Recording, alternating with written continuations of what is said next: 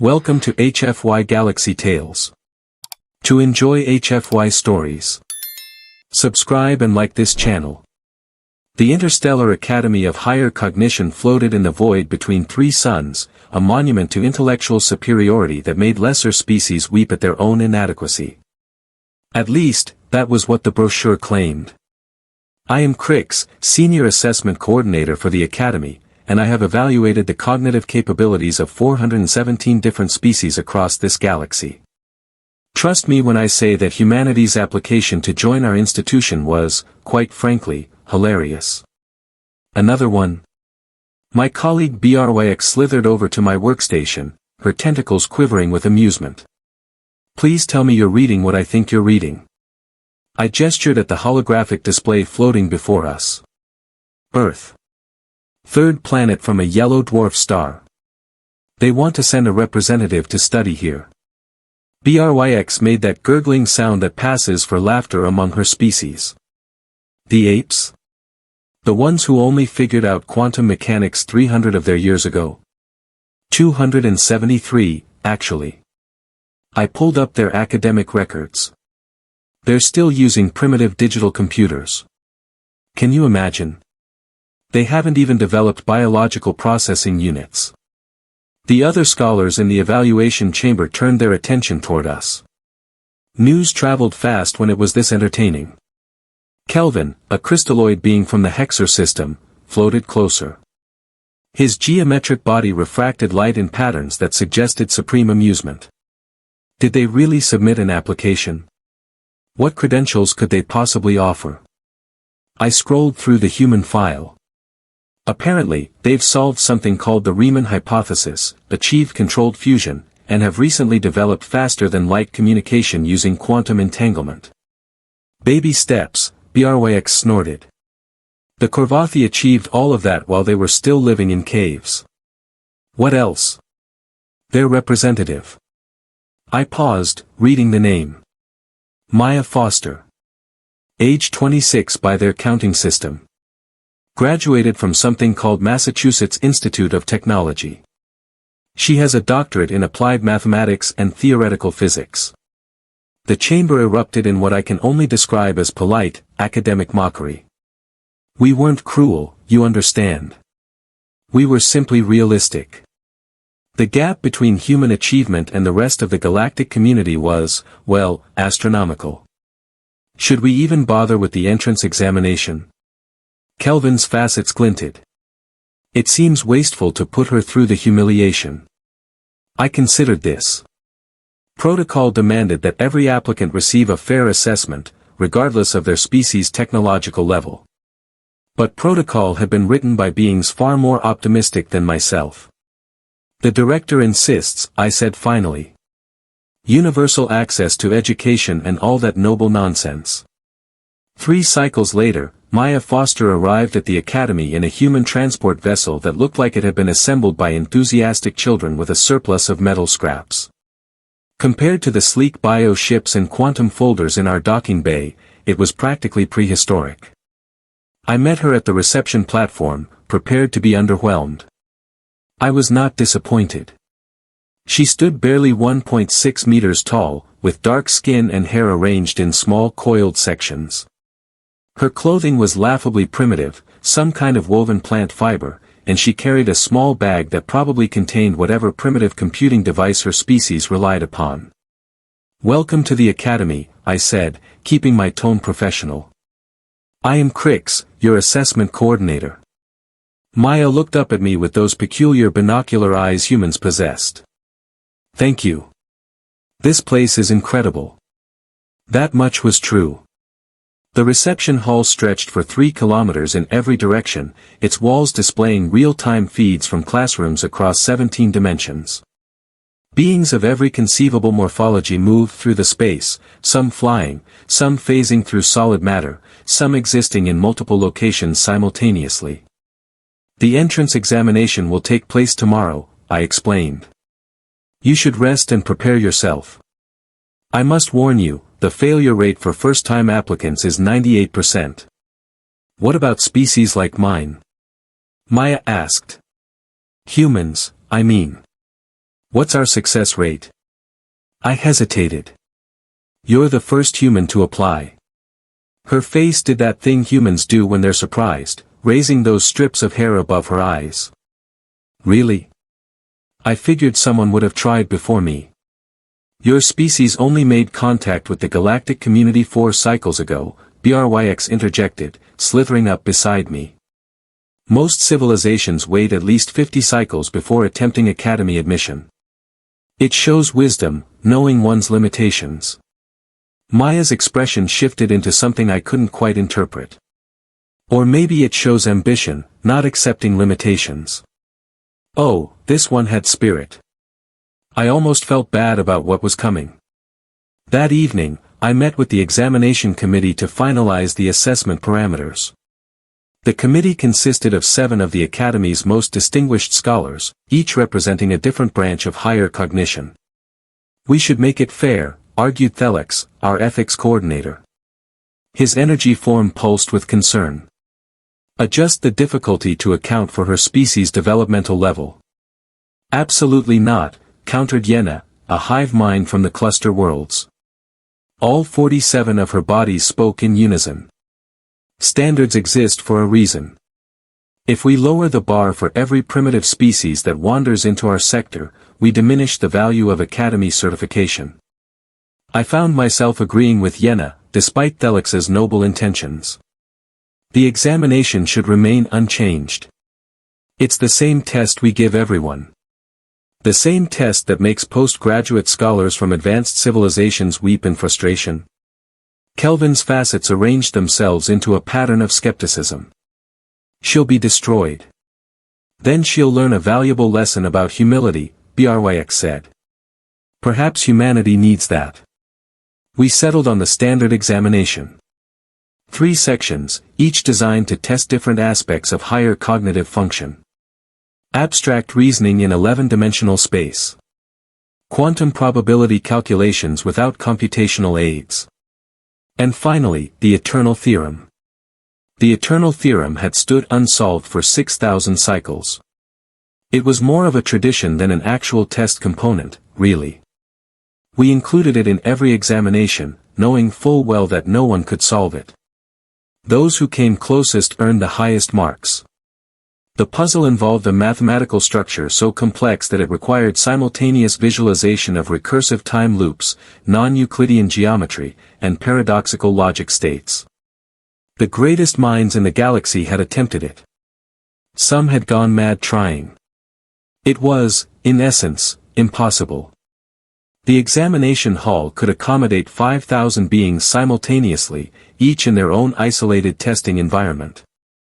When Maya entered the next morning, she looked even smaller than before, surrounded by candidates from species that had been star-faring when humans were still figuring out agriculture. I observed from the proctor's gallery, along with several dozen other coordinators and a few curious faculty members who wanted to watch the human fail. How long do you think she'll last? Bryx whispered. I'm guessing she withdraws after the first section. Optimistic, I replied. I give her 20 minutes before she realizes the futility. The examination began. Section 1 appeared before Maya as a 3-dimensional holographic construct that immediately expanded into 11 dimensions. The task was simple in concept: identify the pattern and predict the next iteration. Simple, if you happen to possess a brain capable of processing 11-dimensional space. Humans, as far as our xenobiology reports indicated, could barely manage 4 dimensions, and even that caused them significant cognitive strain. Maya stared at the construct for several minutes without moving. The other candidates had already begun manipulating their displays, rotating impossible angles and folding space-time to reveal hidden relationships. She's frozen, someone murmured behind me. Poor thing doesn't even know where to start. But then Maya did something unexpected. She closed her eyes. For 30 seconds, she simply stood there, not looking at the problem at all. Then her eyes opened, and she reached out to manipulate the holographic interface. Instead of trying to visualize all 11 dimensions at once, she collapsed the construct down to 3 dimensions. Then she began rotating it, examining each projection individually, making notes on a small handheld device she'd pulled from her bag. "What is she doing?" Kelvin asked. "That's not how you solve dimensional recursion problems." I watched, fascinated despite myself. Maya wasn't trying to see the entire structure at once. She was breaking it down into components her three-dimensional perception could handle, then reconstructing the relationships mathematically. It was crude, inelegant, completely unsophisticated. And it was working. After 40 minutes, Maya input her answer. A chime indicated correctness, and her display shifted to section 2. "Luck," Brx said quickly. "Has to be. The probability calculations will eliminate her for certain." Section 2 required solving quantum probability matrices without any computational assistance. The problems existed in superposition states until observed, and the act of observation changed the answer. Candidates needed to intuit the correct approach through pure cognitive processing. It required what we called probability sense, an ability to feel the weight of different quantum outcomes and select the most likely path. Humans, our report said, had terrible probability sense. They gambled, for goodness sake. They made decisions based on feelings and hunches. Maya approached section 2 differently than section 1. She didn't close her eyes this time. Instead, she started talking to herself. "Okay, if the particle is in state A, then the wave function collapses to position B approximately 60% of the time. But if I observe state C first, that changes the probability distribution to." She was verbalizing her thought process. Creating an external cognitive framework using language. Again, it was primitive and unsophisticated. Again, it was working. Problem after problem, Maya talked her way through the probability matrices, using words to build logical structures that guided her intuition. When she couldn't calculate something precisely, she estimated. When she couldn't estimate, she guessed, but her guesses were educated, constrained by the logical framework she'd built through language. After 2 hours, she completed section 2 with an 83% accuracy rate. The proctor's gallery had gone completely silent. "This is impossible," Yena's 47 bodies whispered in unison. "Her species shouldn't be capable of this level of abstract reasoning." "Maybe our assessment of human cognitive ability was incomplete," Felix suggested. His energy form flickered with what might have been excitement. "Perhaps they've developed alternative processing strategies we didn't account for." I said nothing, because I was too busy watching Maya face section 3. The eternal theorem materialized before her, a structure so complex that it seemed to contain all possible mathematical relationships simultaneously. It pulsed with inner logic, layers upon layers of meaning folded into itself like origami designed by a mad god. 6,000 cycles. Countless attempts. 0 solutions. Maya looked at it for a long time without moving. In the gallery, beings held their breath, or whatever equivalent their biology provided. Then Maya laughed. Not a nervous laugh. Not a laugh of despair or defeat. A laugh of genuine amusement. "What's funny?" Bryx demanded, as if Maya could hear us from the examination hall. Maya pulled out her handheld device and began typing rapidly. She was making notes again, but this time there was something different about her body language. She looked relaxed. Confident. Almost playful. After 5 minutes of note-taking, Maya did something that made every being in the gallery question their understanding of reality. She started drawing triangles. Simple. Flat. 2-dimensional triangles. "Has she had a breakdown?" someone asked. "Is this a stress response?" I leaned forward, studying her work. Maya was surrounding the eternal theorem with basic geometric shapes, connecting points with straight lines, labeling angles with simple numbers. She was reducing the most complex mathematical structure in known space to elementary geometry. It was absurd. It was insulting. It was. Wait, Kelvin's facet suddenly rotated 90 degrees. Look at how she's connecting those points. That's not random. She's mapping the higher dimensional structure onto a planar surface using projection theory. That shouldn't work, Yenna insisted. You lose too much information in the dimensional collapse. The relationships become meaningless. But Maya kept drawing, her triangles growing more elaborate, forming larger patterns. She labeled some lines with letters instead of numbers. She drew additional marks indicating equal lengths and parallel angles. And then she wrote something at the bottom of her display. A equals B equals C, therefore the sum of interior angles equals 180 degrees. Below that, she wrote something else. If A then B. If B then C. Therefore if A then C. Basic logic. Elementary geometry. Kindergarten mathematics. She input her answer into the eternal theorem interface. The structure began to glow. Then it unfolded. Like a flower blooming in reverse, the infinite complexity of the eternal theorem collapsed inward, revealing a simple, elegant core structure that had been hidden within its impossibly complex exterior for 6,000 cycles. The solution was a triangle. An ordinary, unremarkable, two-dimensional triangle with 3 equal sides and 3 equal angles. The alarm that sounded throughout the academy was not a malfunction. It was the notification system announcing that someone had solved the eternal theorem. In the proctor's gallery, nobody moved. Nobody spoke. We simply stared at the human who had just accomplished what 6,000 cycles of galactic genius could not. Maya looked up at the observation gallery and smiled. That infuriating, primitive, absolutely brilliant human smiled.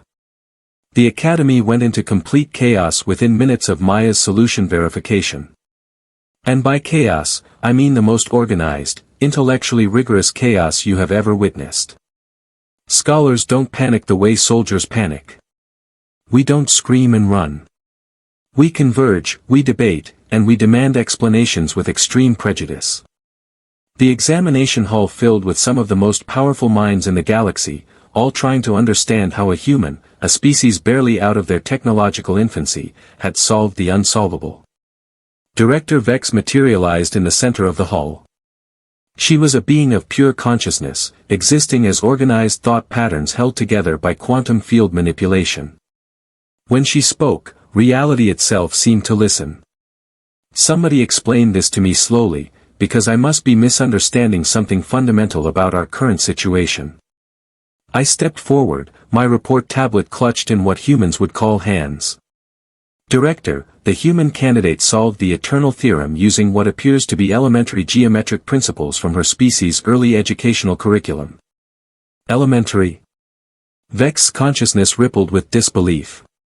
You're telling me that we, the collective intelligence of 417 species, were outsmarted by children's mathematics? Not exactly, Director. Kelvin projected a holographic analysis of Maya's solution. She didn't outsmart us. She outsimplicitted us, if such a word exists. It doesn't, Yenna's 47 bodies said in unison, because even in moments of crisis, pedantry must be maintained. Kelvin continued anyway. We approached the eternal theorem as a complex problem requiring complex solutions. We threw advanced mathematics at it. Multidimensional analysis. Quantum topology. Recursive temporal logic. But Foster here. He paused, his facets rearranging into what I recognized as extreme admiration. She looked at it and asked herself what happens if you strip away all the complexity. Maya stood quietly in the center of this intellectual storm, still holding her primitive handheld device, looking remarkably calm for someone who had just rewritten 6,000 cycles of academic history. Director Vex approached her, and I noticed the human didn't flinch. Most beings found direct interaction with pure consciousness somewhat unsettling. Miss Foster, Vex said. Would you care to explain your methodology? Maya glanced around at the assembled scholars, and I swear I saw amusement in those binocular eyes. Sure. You want the technical explanation or the actual explanation? There's a difference. BRWX asked. There's always a difference. Maya activated her device, projecting her work process into the air. The technical explanation is that I recognize the eternal theorem as a self-referential logical structure embedded in higher dimensional space. I hypothesized that its apparent complexity was emergent rather than fundamental, meaning the complicated exterior arose from simple rules applied recursively. The assembled scholars made various sounds of comprehension. That explanation made sense to us.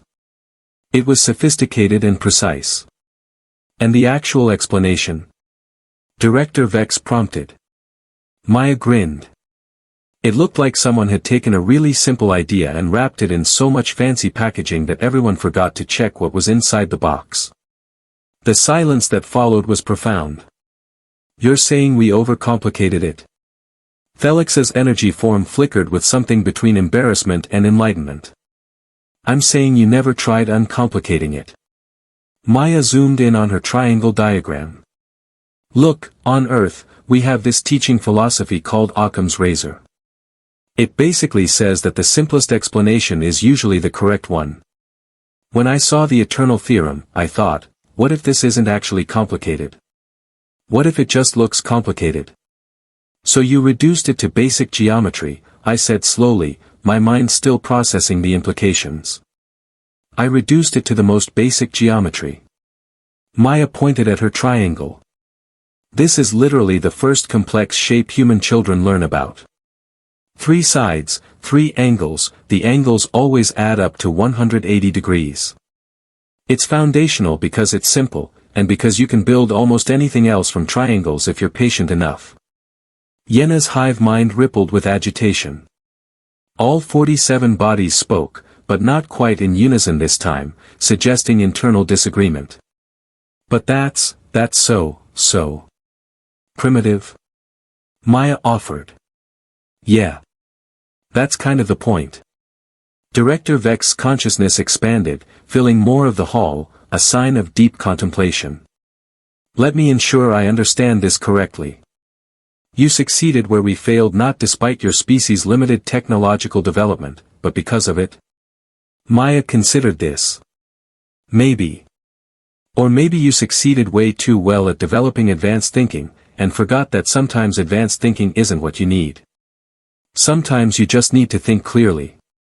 That's remarkably humble coming from someone who just solved a 6,000-cycle-old puzzle, Bryx observed. Is it humble? Maya asked. I mean, I did solve it. You all didn't. That's not me being humble, that's just factual observation. I found myself experiencing something I rarely felt, genuine respect for a being from a primitive species. This human had walked into our academy, faced our impossible test, and won using tools we had forgotten existed. But the day was not over, and neither was Maya's examination. Miss Foster, Director Vex said formally. You have passed all 3 sections of the entrance examination with scores that, quite frankly, embarrass our previous record holders. However, I find myself needing to ask you a question that is not part of the standard assessment. Okay. Maya crossed her arms, another human gesture I had learned indicated cautious attention. Why did you apply here? Vex asked. Your species is not ready for academy-level education. The gaps in your knowledge base are enormous. You would struggle in classes where the foundational assumptions require technological and scientific understanding your civilization hasn't achieved yet. So why come here at all? Maya was quiet for a moment, and her expression shifted into something more serious. Because gaps can be filled. Because not being ready is just another way of saying you have room to grow. And because if I waited until humanity was ready by your standards, I would never apply at all. You might fail, I found myself saying. The coursework here would destroy you. Maybe. Maya shrugged. But I'll fail learning things that most humans won't encounter for centuries. And when I go home, I'll bring that knowledge with me. Even my failures will advance my entire species. The calculation was elegant. Risk individual humiliation to accelerate collective progress. It was the kind of long-term strategic thinking that supposedly required advanced civilization to develop. Apparently, humans had figured it out early. Director Vex's consciousness contracted back to a more focused form. The committee will need to deliberate on your admission. Please wait in the observation lounge. After Maya left, escorted by a confused-looking administrative drone, the real argument began. We have to reject her, Yenna insisted. She's not qualified for our curriculum. She would be completely lost in courses on quantum consciousness or dimensional engineering. She solved the eternal theorem, Kelvin countered. She's more qualified than 99% of our current students. She got lucky with one problem, Brx argued. That doesn't demonstrate comprehensive academic readiness. Doesn't it? Felix's energy form pulsed with intensity. She demonstrated adaptability, creative problem-solving, and the ability to think outside established paradigms. Those are precisely the qualities we claim to value. I listened to them argue for cycles, hours. The debate circled the same points repeatedly. Maya was simultaneously too primitive and too brilliant. She would fail miserably and might revolutionize our understanding of foundational mathematics. She deserved admission and absolutely did not deserve admission. Finally, I spoke up. I think we are asking the wrong question. Everyone turned their attention toward me. The question is not whether Maya Foster is ready for the academy, I continued. The question is whether the academy is ready for Maya Foster. Director Vex's consciousness brightened with interest. Elaborate. We have spent millennia, cycles, accumulating knowledge and building more and more sophisticated frameworks for understanding reality. We have become experts at complexity. But Maya just proved that we have neglected simplicity.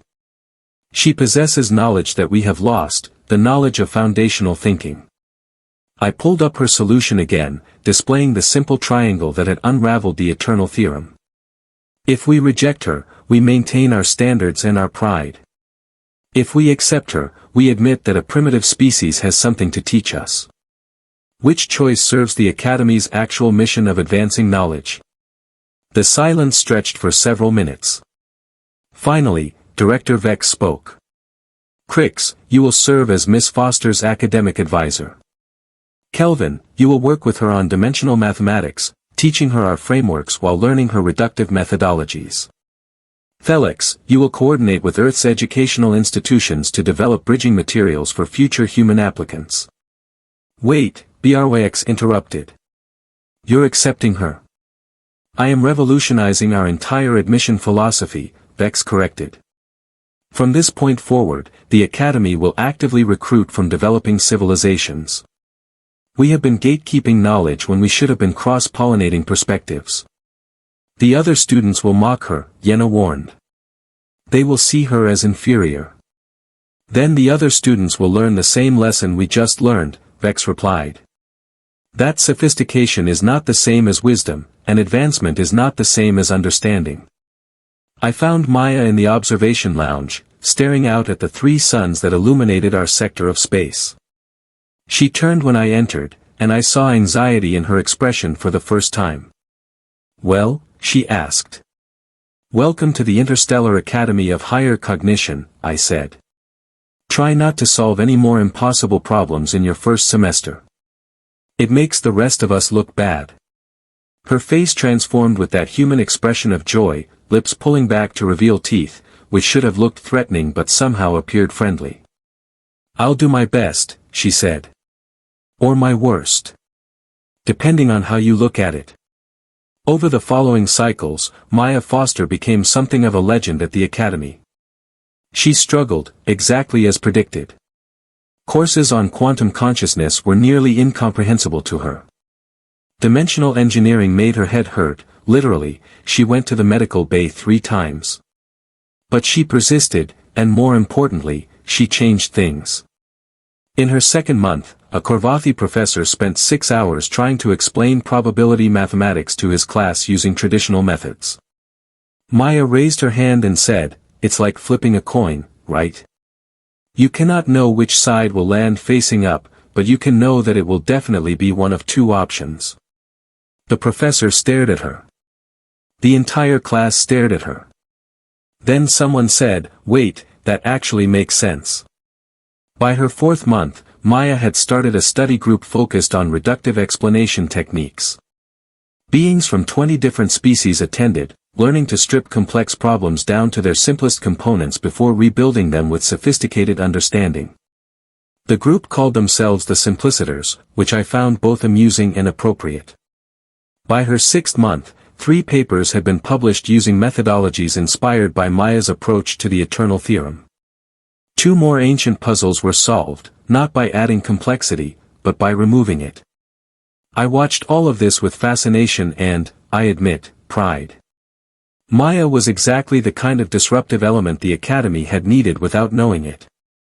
One evening, I found her in the library annex, surrounded by holographic displays showing everything from quantum mechanics to ancient Earth geometry.